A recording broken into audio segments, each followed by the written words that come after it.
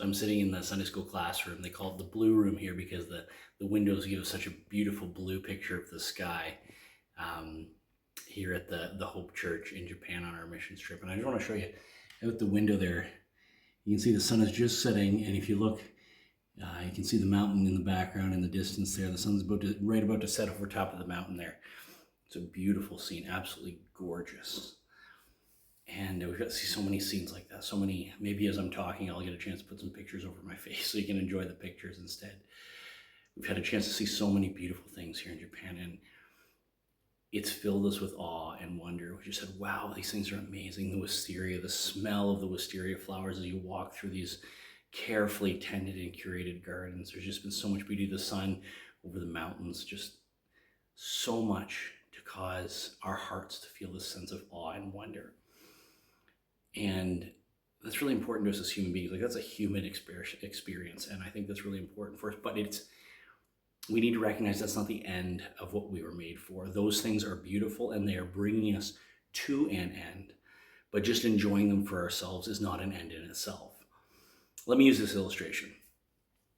I have seen people destroy, absolutely ruin, brand new compound bows, because they'll take them in the shop, or just after they've purchased them, they will pull them back and they'll hold them at their full extension, and you get the let off from the cams, and so you're holding the weight of the bow, and you get to hold it for a good long time, just like you would if you were out hunting.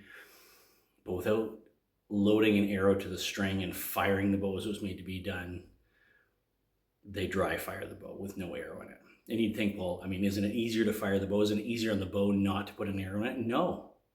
No, that bow was designed to transfer the energy stored in the bow and its mechanism to an arrow and fire that arrow, and that energy gets discharged with the arrow.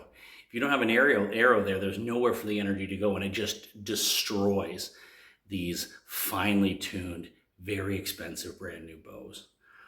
And you and I are like that with awe and wonder. God made us not just to experience awe and wonder, but to allow awe and wonder to carry us to a place for a purpose.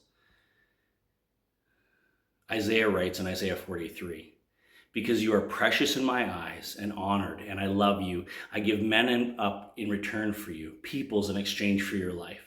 Fear not, for I am with you. I will bring your offspring from the east, and from the west I will gather you up. I will say to the north, give them up, and to the south, do not withhold them. Bring my sons from afar and my daughters from the ends of the earth.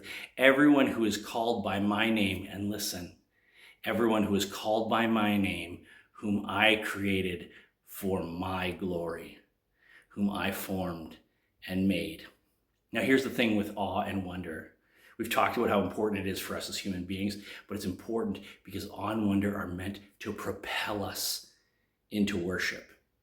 And one of the dysfunctions many of us suffer under today is the fact that we do not allow worship to be the end.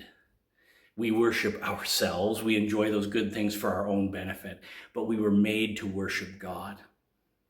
And when we don't let wonder and awe and beauty and good things carry us to the place we were meant to go, we, like those bows, will break and shatter and need repair.